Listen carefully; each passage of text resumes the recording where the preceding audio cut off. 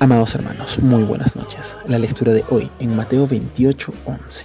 Mientras ellas iban, he aquí, unos de la guardia fueron a la ciudad y dieron aviso a los principales sacerdotes de todas las cosas que habían acontecido. Y reunidos con los ancianos y habido consejo, dieron mucho dinero a los soldados, diciendo: Decid vosotros, sus discípulos vinieron de noche y lo hurtaron, estando nosotros dormidos. Y si esto lo oyere el gobernador, nosotros le persuadiremos y os pondremos a salvo. Y ellos, tomando el dinero, hicieron como se les había instruido. Este dicho se ha divulgado entre los judíos hasta el día de hoy. Luego de que Jesús resucitara y hablara con las mujeres, ellas fueron a contárselo a los discípulos.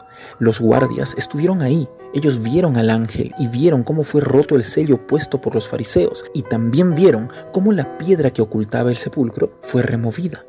Ellos estaban atónitos, paralizados por la impresión, pero cuando el ángel se fue, ellos volvieron en sí. ¿Será que los superiores militares de estos soldados romanos recibieran de muy buena gana la fantástica historia que estos tendrían para contarles? Definitivamente no les iban a creer. Lo más probable es que idearían muchas conjeturas más creíbles, como por ejemplo que estos se quedaran dormidos en su puesto y que estando dormidos fueran reducidos por los seguidores de Cristo que luego robaron el cuerpo. Claro, esta historia es mucho más creíble, pero si así fuera, lo único que les esperaría a estos hombres sería la pena capital. Recordemos que estamos hablando del ejército romano, el más poderoso ejército de su época, pero también uno de los más duros y crueles de la historia.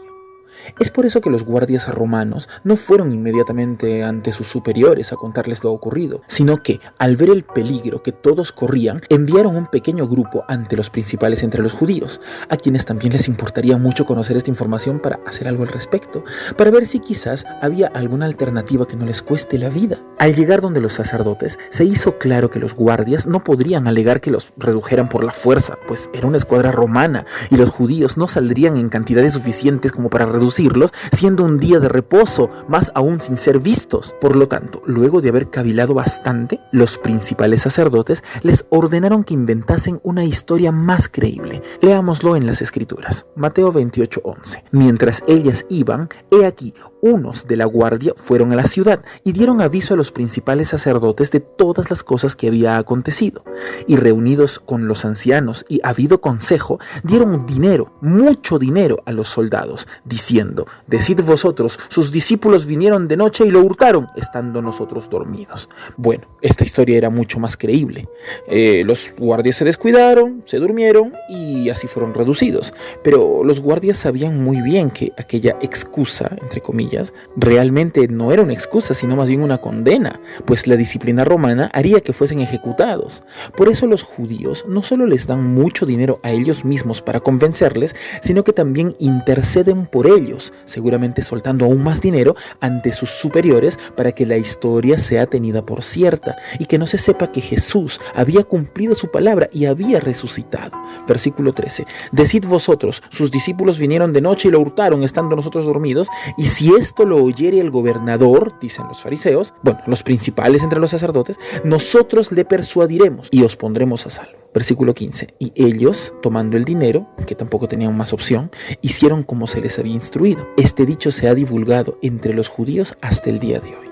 ¿Quién dice estas palabras? Mateo, quien escribe este evangelio alrededor de 30 años después de los hechos que narra. Así de importante fue para ellos, los que vivieron en carne propia la historia de Cristo. 30 años después se seguía hablando de él. Pero esto nos lleva también a otra pregunta. ¿Por qué los fariseos y los otros principales sacerdotes no se convirtieron a Cristo inmediatamente al enterarse que Cristo realmente había resucitado? Primero, porque no les constaba que así fuera. ¿Y qué tal si los guardias habían sido víctimas de un engaño? O lo que vieron habían sido fantasmas y se llenaron de terror, o quizás alguna influencia demoníaca los estaba manejando. Segundo, porque todo esto les cayó demasiado fuerte y demasiado rápido. No había tiempo de reflexionar. Para condiciones extremas tuvieron que tomar medidas desesperadas. Pero pasados los días, y más aún sabiendo que durante 40 largos días Jesús fue visto por múltiples personas en varios lugares, muchos de ellos terminaron convirtiéndose. Ya en la época de Pablo,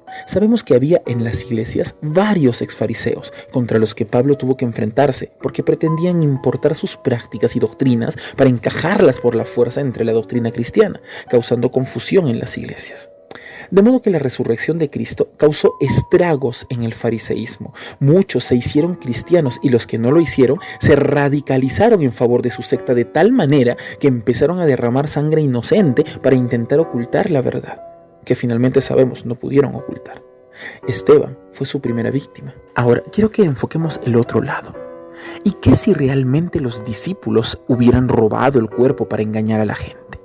Sabemos que 11 de los discípulos fueron martirizados por su fe y el 12º de ellos fue también exiliado por su fe a la isla de Patmos, donde también murió. ¿Quién en su sano juicio se mantendría firme hasta la muerte por una mentira, más aún sabiendo que lo es?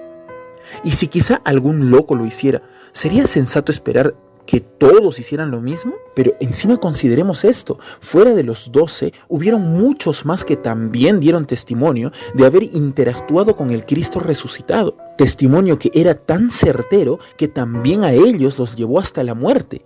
Esta es una de las pruebas más fuertes que tenemos para demostrar la resurrección de Cristo.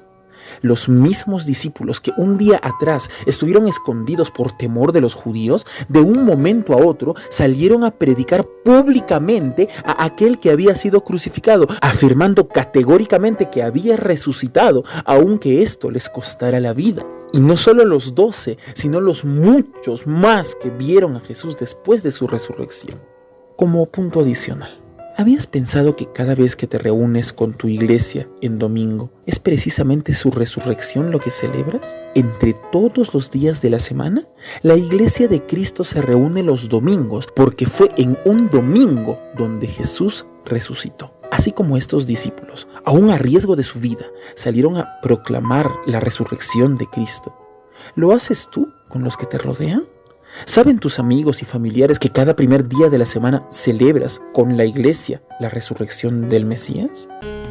Si gustas de los mensajes de la palabra de Dios, es hora que nos ayudes a compartirlos para poder llegar a más hogares. Y no te olvides que todos los días estamos haciendo devocionales, un tiempo especial para pasar con Dios. Suscríbete, comenta y comparte todos los días.